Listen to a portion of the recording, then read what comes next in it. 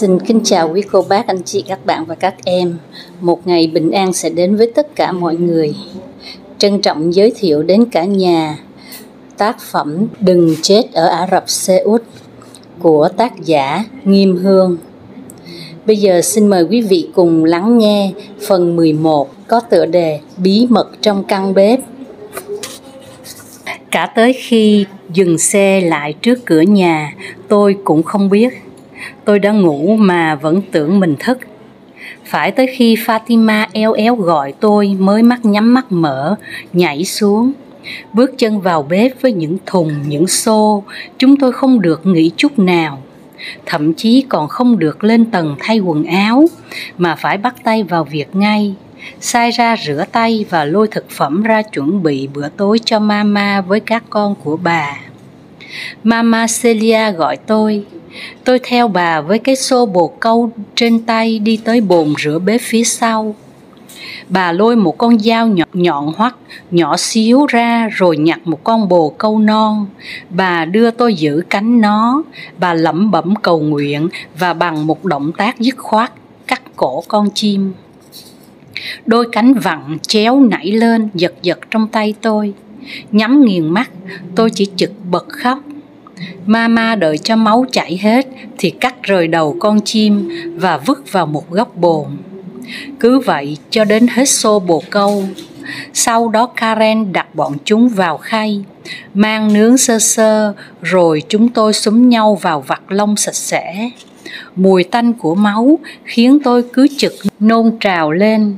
Sai ra thuần thục mổ hết đám chim, lôi hết lòng mề ra rửa sạch và bắt đầu tẩm ướp món ăn. Tôi tiếp tục ngồi nhặt hết lá úa trong đám rau thơm và đám hẹ mới cắt về, rồi xếp vào khay chuyên dụng, bỏ vào kho lạnh bên bếp. Trong kho lạnh, rau củ quả xếp thành dãy dài.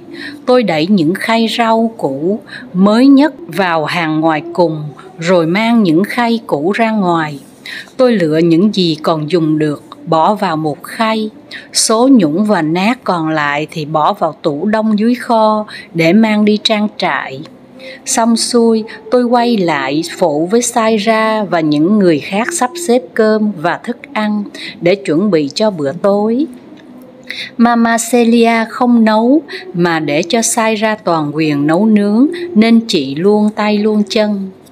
Bất thình lình cửa bếp mở ra, một thanh niên khoảng 23-24 tuổi ào vào. Mùi nước hoa đắt tiền trên bộ quần áo dài trắng tinh cùng khuôn mặt cực kỳ đẹp trai cũng nói lên được cậu ta là ai. Cậu chào tất cả mọi người bằng một nụ cười tỏa sáng, rồi đi lướt qua tôi. Cậu biến mất sau cánh cửa dẫn ra sân sau. Tôi hỏi Karen, đang mải miết xắt hành và không ngẩng mặt lên khi cậu chủ chào. Ai vậy chị? Karen lẩm bẩm, Cuban. Tôi không hiểu. Thế Cuban là ai? Chị nhìn lên, đôi mắt chảy nước vì hơi hành. Đừng gọi như vậy trước mặt Mama nhé. Cuban có nghĩa là mặt dày theo tiếng Philippines. Cậu ta không để ý đâu, nhưng Mama mà nghe thấy thì em rắc rối to đấy. Em cứ ở vài hôm là sẽ rõ. Tôi không hiểu vì sao cậu ta phải ra và vào bằng đường bếp, trong khi có những cánh cửa khác dành cho cậu ở nhà trên cũng dẫn ra cái sân tuyệt đẹp ấy. Câu trả lời có ngay vào hôm sau. Hôm ấy cũng phải gần 1 giờ sáng, cả nhà mới ăn tối xong, rửa ráy, dọn dẹp xong. Tôi ê ẩm không ý thức được mình lên giường lúc nào nữa. Chưa kịp nhắm mắt lại thì đã nghe tiếng ồn ào ngoài hành lang như thường lệ. Nhưng mới hơn 4 giờ sáng, Fatima và cô bé tóc xù đang hỗn chiến giành nhau cái ghế nằm xem tivi. Tôi không ngủ được, xỏ áo vào và đi ra ngoài. Sau này tôi thấy Fatima thường xuyên nằm ở đó và ngủ luôn tới sáng. Chắc cô tóc xù là dở thói đành hanh bắt nạt Fatima nên mới ầm ĩ như vậy. Tôi mò xuống cầu thang. Mới ngày thứ 2 ở đây, tôi đã ước có thể quay lại với chủ đầu tiên hoặc chịu đựng cơn ghen của vợ ông bác sĩ, còn hơn là hình dung ra cảnh làm việc trong ngôi nhà này. Tôi mở cửa ngoài, mặc kệ camera, tôi đi vòng quanh thám thính căn nhà mênh mông một vòng, quá rộng và quá nhiều ngã rẽ. Phải có 3-4 khu vườn khác nhau với 3 nhà để xe đầy những chiếc xe đắt tiền. Tôi lạc đường, không nhớ đường nào dẫn về bếp nữa. Bắt đầu sợ muộn giờ, tôi đi lung tung để mong tìm ra vườn hoa sau bếp. Tôi nhớ vì có cây điệp vàng nằm sát kho để đồ ăn thừa, nhưng lanh quanh mãi vẫn không biết đường nào mà lần. Tôi nhận ra mình đang đứng ở một khu nhà khác. Ngay trước cửa có 2 đầu con nhân sư bằng đá và một dãy phòng khách bằng kính sang trọng với đồ bằng bạc để trên mặt bàn dài với những ghế phủ đầy thảm lông. Tôi biết chắc chắn đây là phòng khách dành cho đàn ông. Có lẽ tôi đã đi lạc sang khu của nhà Papa. Nếu Mama mà biết thì tôi khó tránh khỏi cơn thịnh nộ của bà. Căn nhà rộng như một cung điện vậy. Tôi quay ra cánh cổng rất rộng phía sau phòng khách của Papa. Cánh cổng mở nhưng con đường phía trước lạ hoắc, không phải con đường tối hôm qua tôi được đưa về. Đang hoảng lên, tôi thấy anh lái xe bữa trước chạy xe tới rối rít gọi. 3 chân 4 cẳng, tôi leo lên xe. Anh bảo sai ra không thấy tôi nên gọi anh đi tìm. Và đúng là tôi đang đi sang khu dành cho đàn ông thật. Anh nói ở nhà này đàn ông sống riêng, phụ nữ sống riêng. Chỉ có cậu con trai thứ 6 là vợ vẫn ở chung với Mama và các chị. Tôi đoán là Cuban. Anh lái xe chạy vòng vèo một hồi rồi thả tôi xuống cánh cửa nhỏ quen thuộc. Ngoài sai ra đang đứng đấy thì chưa ai xuống. Chị nổi giận bảo tôi chị sẽ không đi kiếm thêm lần nào nữa. Nếu tôi không muốn bị trừng phạt thì ngoài căn bếp chỗ tôi làm việc, tôi không được phép đi lung tung trừ phi được gọi đi. Tôi thật sự hối hận vì tính tò mò của mình. Tôi vào bếp, bật điện lầm lũi, bê đồ ra khỏi học, bắt đầu công việc một mình. Khi mọi người xuống thì tôi đã gần xong phần việc đầu ngày. Sáng hôm ấy, Cuban xuống bếp, chỉ đích danh tôi bê đồ ăn sáng lên cho cậu ta. Karen liếc tôi một cái. Tôi bê khay bánh mì mới nướng nóng hổi, trứng chiên, các loại mứt, chà là, phô mai và nước sốt lên cho cậu chàng. Cậu đích thân ra mở cửa. Tôi định đặt cái khay ở sảnh ngoài cạnh phòng khách, nhưng cậu bảo bê vào bên trong. Căn phòng rộng thênh thang. Ngoài sảnh chờ, phòng khách, phòng tắm thì phòng ngủ với chiếc giường mênh mông là nơi cậu ta chỉ tôi đặt đồ ăn lên. Tôi quay ra thì Cuban đứng chặn ở cửa. Cậu chỉ cái ghế bành cạnh bàn trà bảo tôi ngồi xuống. Không nghe lời, tôi đứng yên hỏi cậu ta muốn gì. Cuban cười, điệu cười của Red Buller trước Scarlett. Cậu nói tôi nhờ Karen nói với cô là tôi thích cô. Karen có nói lại không? Tôi sửng sốt một cách rất thành thật. Không hề, nhưng vì sao cậu lại thích tôi? Cậu thậm chí còn chưa biết tên tôi cơ mà.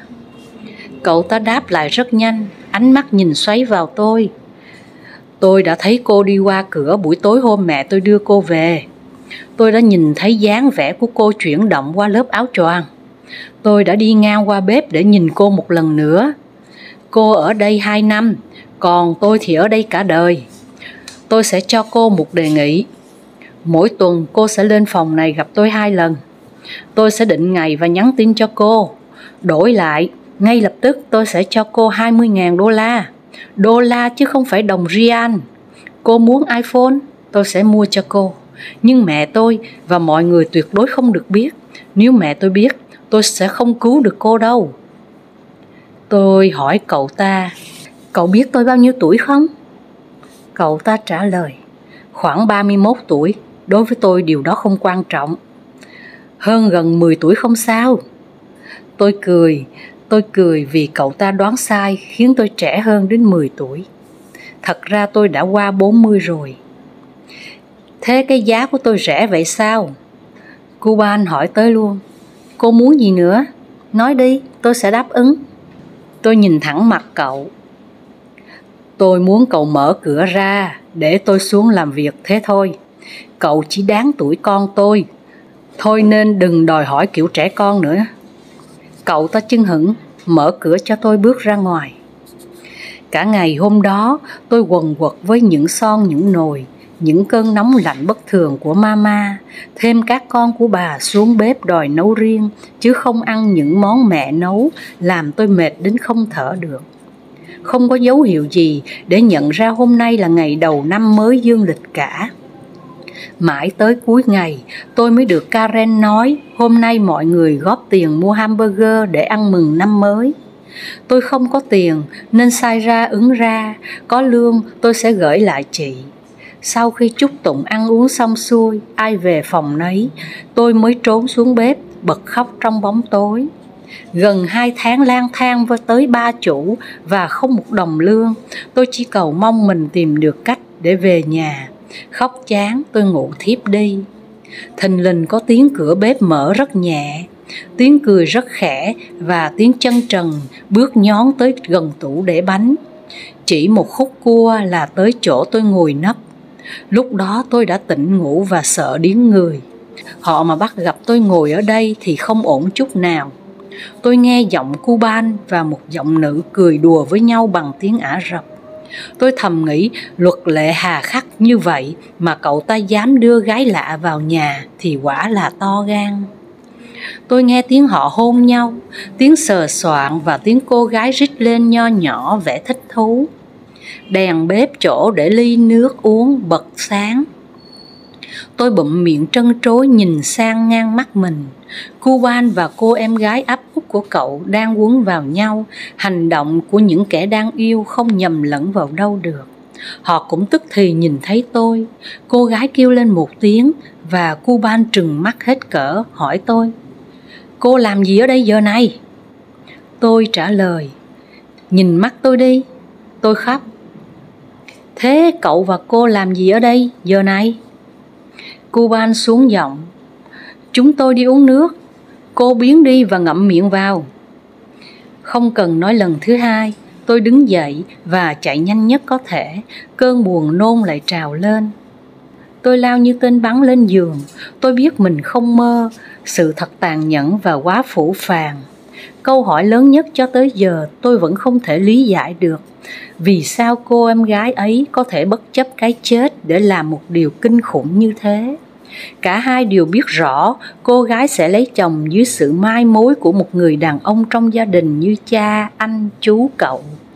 Cô sẽ bị trả về nhà sau ngày cưới nếu chú rể phát hiện vợ mình không còn trinh tiết.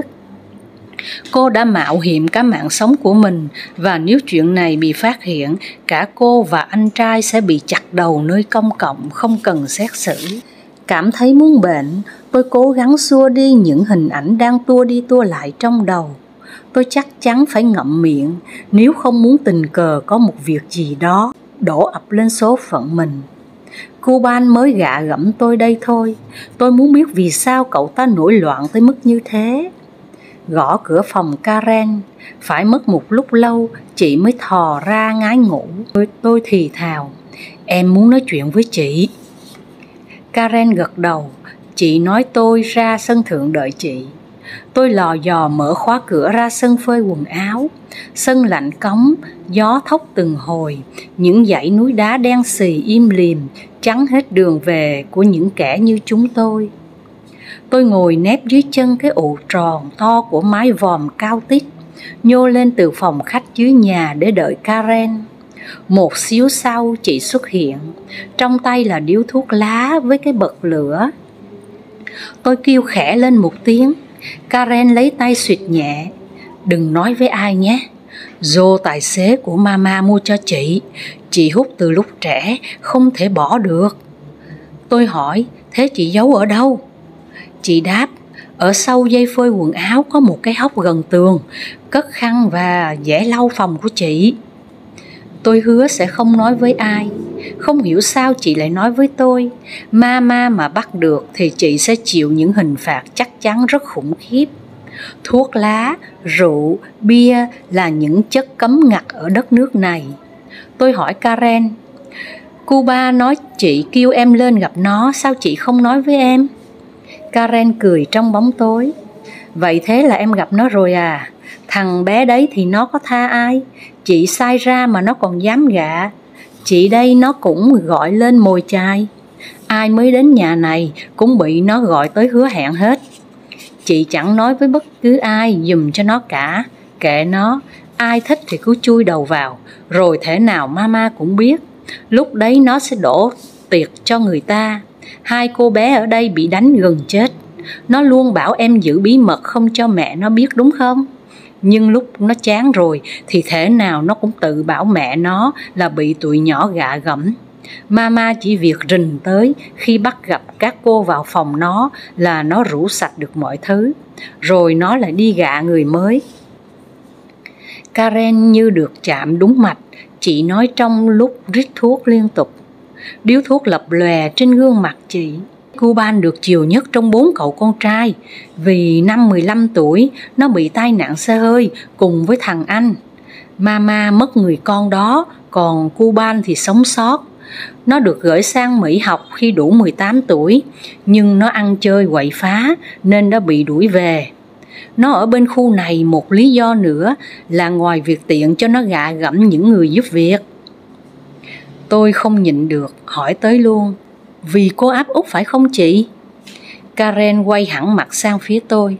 Tôi cảm nhận được hơi thở đầy mùi thuốc lá của chị dồn phả vào mũi tôi.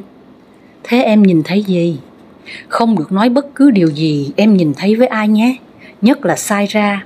Chị ấy sẽ mách mama để được tiền thưởng và em sẽ bị đọa đầy, không ngóc được cổ lên, cũng không thoát được cái nhà này đâu. Tôi tránh hơi thở của chị. Những gì em thấy tất cả là sự thật hả chị?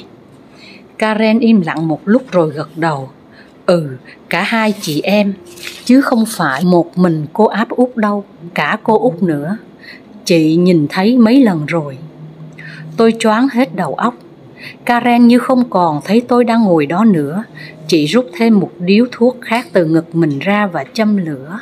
Ngồi im như tượng, tôi cũng ngồi im để có thể nuốt một ít những gì mà Karen vừa nói. Một lát sau chị bảo, ở đây chẳng ai là bạn hết. Nhưng chị biết em không phải là tầng lớp của chị, của Saira. Em đến đây không phải để làm công việc này. Vì vậy chị nói để em đề phòng cho bản thân. Và nếu có cơ hội em nên trốn mà về. Chị với những người ở đây đi làm để kiếm tiền nuôi gia đình nên quen rồi. Đêm đó Karen kể cho tôi về chị, về Saira. Cả chị và Saira đều ra đi từ một xóm nghèo đến cùng kiệt ở thủ đô Manila. Họ đi để chạy trốn cuộc sống cùng cực dưới đáy xã hội với quyết tâm đổi đời cho con cái của họ. Karen không làm được điều ấy.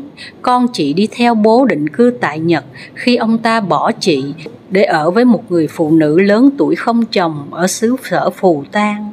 Chị không về Philippines nữa. Chị vụng trộn với tất cả lái xe trong gia đình này. Chị bảo chị chẳng còn gì để mất. Sắp tới, chị sẽ xin mama cho ở với con gái áp út của bà khi cô ấy lấy chồng và chuyển lên thủ đô Riyadh. Còn Saira chắc bóp tất cả các khoản gửi về cho cậu con trai và cô con gái đang học đại học. Sang năm, khi cậu con trai học xong ngành IT, xin được việc làm, chị sẽ có thêm 3-4 năm nữa vừa lo nốt cho cô con gái, vừa dành dụm để mở một quán ăn nhỏ trước cửa nhà và yên ổn chăm sóc chồng, không cần phải tha hương thêm nữa. Nước mắt tôi cứ thế chảy lặng lẽ cùng với những lời nói nhỏ nhẹ của chị. Chúng tôi ngồi như vậy cho tới khi xương ướt hết tóc và lạnh tê dại mới quay về phòng. Chỉ còn gần 2 tiếng nữa là tới giờ dậy để tiếp tục làm việc. Nhưng tôi không để ý đến sự mệt mỏi của mình. Mọi lời của Karen ám vào đầu tôi. Ở một thế giới mà mọi sự hiện đại của vật chất đều được cập nhật rất nhanh, nhưng song song đó lại là sự mong muội đến mức hủ lậu về quyền bình đẳng giữa người và người. Có lẽ tôi phải tự tìm đường để trở về, chứ không thể đợi cho đến hết 2 năm ở đất nước này được.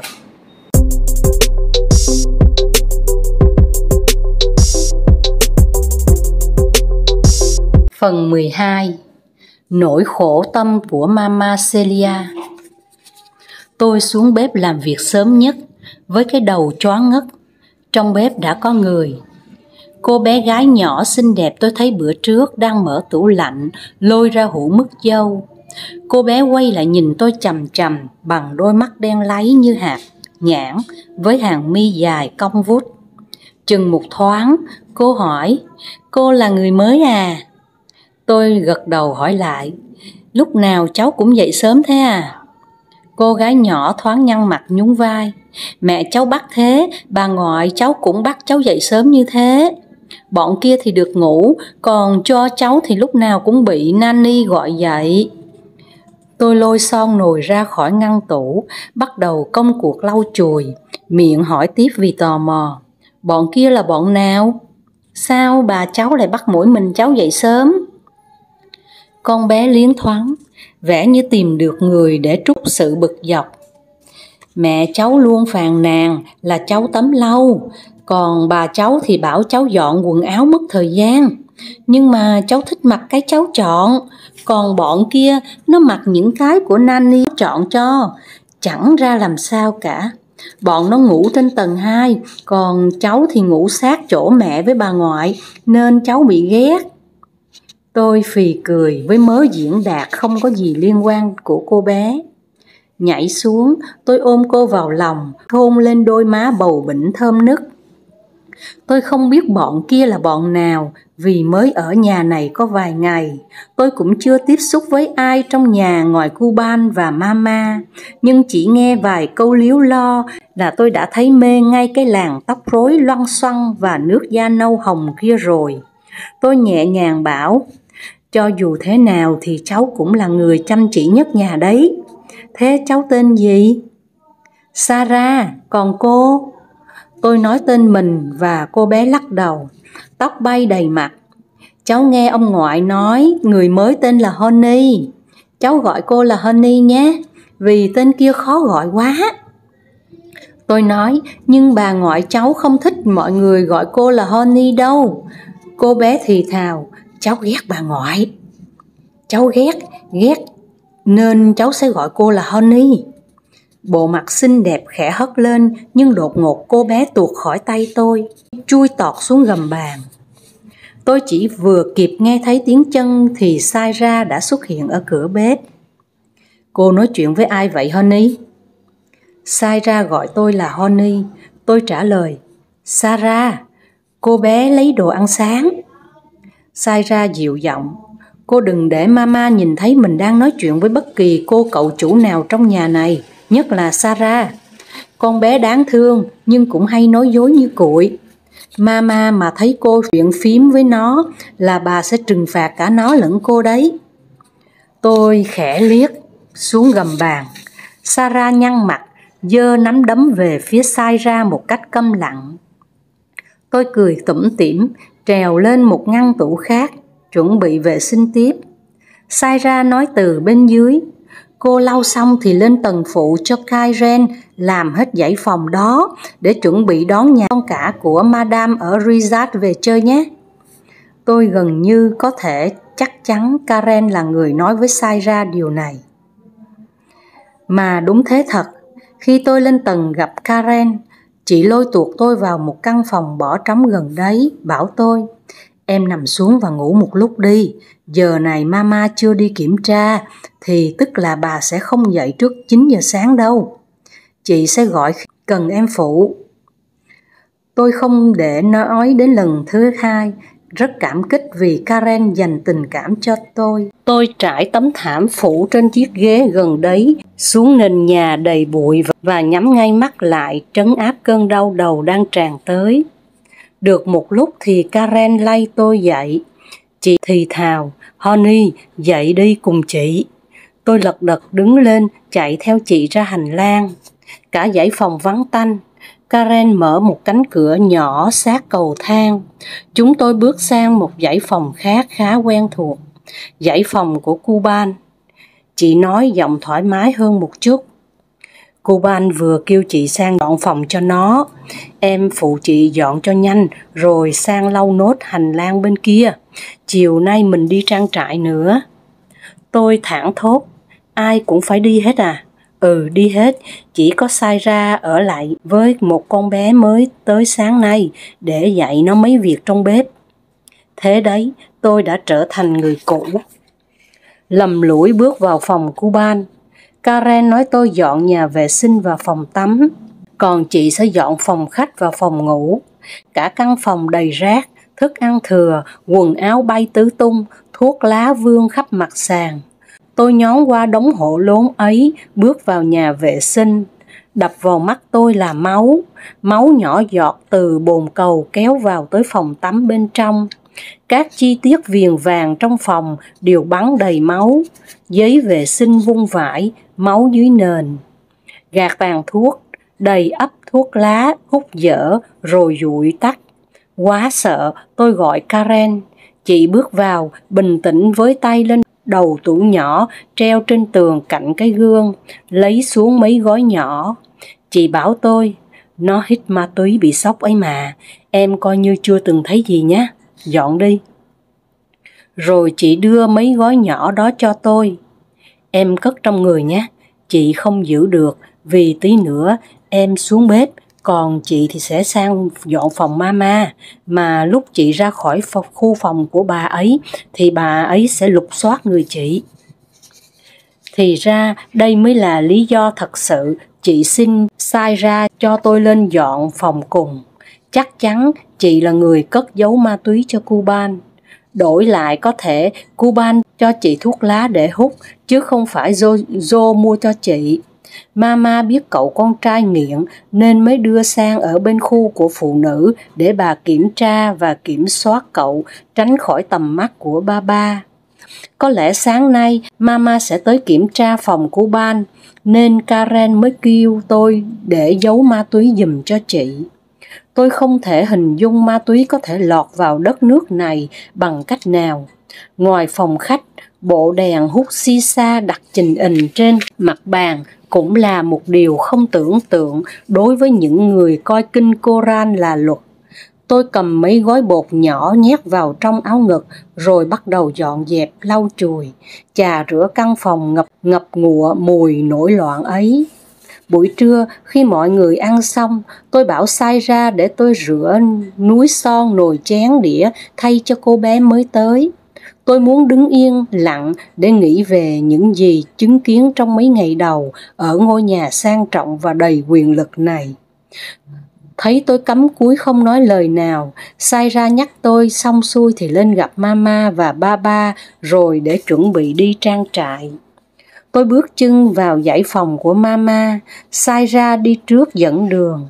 Hành lang dài hẹp quanh co với những chùm đèn mờ mờ trên trần, làm người ta có cảm giác bí bách, ngột ngạt đến tức thở. Hai bên hành lang là những căn phòng đóng kín cửa, thảm trải dưới sàn dày và êm, nên khi Mama vượt lên để bước vào, cánh cửa mở rộng ngay trước mặt chúng tôi. Tôi rùng mình vì bất ngờ và vì cơn gió từ áo choàng của bà quét qua mặt tôi. Sai Ra chẳng mảy may tỏ cảm xúc gì. Chị đã quen với sự thoắt ẩn thoắt hiện như một con mèo đen của Mama rồi. Tới cửa, chị bảo tôi bước vào rồi quay lại với công việc của mình. Tôi bước vào một căn phòng vừa dài vừa rộng với lò sưởi cháy rực ở cuối phòng. Hai bên là những bộ bàn ghế sang trọng xếp dọc tường. Những đồ trang trí bằng bạc bày biện khắp phòng. Ba đã ngồi sẵn đấy trước cả khi Mama bước vào. Ông ra hiệu cho tôi đến ngồi ở tấm thảm giữa phòng, dưới chân ông và Mama. Ông nói, tôi gọi cô lên đây để nói vài điều về hợp đồng của cô. Chúng tôi mua cô từ chủ cũ và cô sẽ làm việc ở đây 2 năm, bắt đầu từ ngày cô về đây. Tiền lương của cô vẫn giữ như khi cô ký hợp đồng ở quê nhà và được trả 4 tháng một lần. Tôi cũng thống nhất với vợ tôi, bắt đầu từ hôm nay khi cô và những người khác trong nhà này đi làm việc tại trang trại, thì khi kết thúc công việc ở trang trại, các cô sẽ được trả thêm tiền công cho những giờ làm việc ngoài hợp đồng đó. Cụ thể, cô sẽ được trả thêm 50 rial một ngày công khi đi trang trại. Đáng lẽ vợ tôi nói những điều này cho cô, nhưng vì cô chưa biết tiếng Ả Rập nên tôi nói thay. Cô hãy chịu khó học tiếng Ả Rập, vì trong nhà này tất cả người phục vụ đều biết nói tiếng Ả Rập, và vì vợ tôi thì không thể nói được tiếng Anh, cô hiểu không? Tôi đáp, dạ tôi hiểu. Tôi muốn hỏi từ khi đến đây tôi còn 2 tháng lương ở nhà các chủ cũ chưa nhận được, vậy ông có thể hỏi giúp tôi không? Một điều nữa là tôi muốn nói chuyện với văn phòng của mình về việc đổi chủ này được không ạ? Ông nhìn tôi, đôi mắt dịu xuống. Tôi sẽ liên lạc với văn phòng của cô để hỏi chuyện tiền lương, vì khi chủ cô đưa hộ chiếu và hợp đồng của cô cho chúng tôi, không thấy ông ta nhắc gì đến chuyện chưa trả lương cho cô cả. Tôi cảm thấy giận dữ và thất vọng tột độ. Tôi đã lao động như một nô lệ suốt 2 tháng trời, và không ai nhắc đến việc trả công cho tôi. Công ty ở Việt Nam có biết chuyện tôi bị bán ngang xương như thế này hay không? Mama ngồi chiếu đôi mắt nhỏ sâu hoắm nhìn tôi chăm chú. Tôi không biểu lộ bất kỳ cảm xúc gì để bà dò được tâm trạng của mình. Cúi đầu, tôi chào ông bà và đi ra ngoài. Bước từ cửa ra hành lang, tôi bắt gặp Cuban đang khoanh tay đứng đợi. Cậu ta nắm tay tôi, khuôn mặt đẹp trai hơi tái đi. Thế ba tôi có trong đó không? Có, tôi đáp cục ngủn. Cậu ấy để tôi lách qua đi tiếp, còn cậu gọi với vào trong, Mama, Mama. Tôi bỏ lại tiếng vọng sau lưng, đi như chạy vào bếp. Một lát sau, Mama và Cuban bước vào. Cuban trợn mắt, trợn mũi, nhún vai hét ầm cả bếp. Mama đứng yên chịu đựng cơn thịnh nộ ấy. Chừng một hồi không chịu nổi nữa, bà rút từ trong cặp váy ra một cục tiền, dúi vào tay Cuban và giận dữ hét lên. Bà bỏ đi rất nhanh ra cửa sau. Cuban cũng nhanh không kém, cậu chạy bay ra cửa chính biến mất. Màn độc thoại ấy không thể diễn ra nơi ba còn ngồi trong khu phòng của vợ được. Tôi biết đích xác vì cảnh xin tiền kiểu này tôi đã chứng kiến khá nhiều lần khi đi tư vấn HIV cho những gia đình có con nghiện. Sai ra ngừng tay, chị kéo tôi vào khu để đồ khô sau bếp. Bất kể cô nghe thấy gì hay nhìn thấy gì, mọi thứ không được lọt ra khỏi miệng cô, nhớ đấy. Tôi gật đầu thì thào. Em không có tiền, nhưng em sẽ cố gắng làm việc tới lúc được lãnh lương. 4 tháng lương ở đây, cộng thêm 2 tháng, em sẽ đòi từ chủ cũ. Em sẽ đưa hết cho chị giúp em về nhà được không? Sai ra lắc đầu. Quên chuyện đòi được tiền lương từ chủ cũ của cô đi. Nếu cô không lấy được, tức là không bao giờ lấy được. Mama với Baba sẽ không bao giờ đòi hộ cho cô đâu. Họ không đời nào làm những việc tủm mũng ấy. Còn tôi thì không thể hứa được, mặc dù tôi rất cần tiền. Cô cũng không được hở miệng cho ai biết yêu cầu vừa rồi của cô, nếu không muốn chuyện lan nhanh hơn gió và tôi sẽ bị liên lụy. Tôi sẽ xem cô có thật sự tin tưởng tôi không. Đến lúc có cơ hội mà cô kín được miệng, lúc đó hãy gặp tôi, còn giờ thì ra ngoài làm việc đi. Chương 11, 12 xin được phép dừng lại ở đây. Hẹn gặp lại quý vị vào lúc 5 giờ 30 sáng trên kênh Cô Khanh đọc truyện và lúc 20 giờ trên kênh Truyện Mới Mỗi Ngày. Xin chào.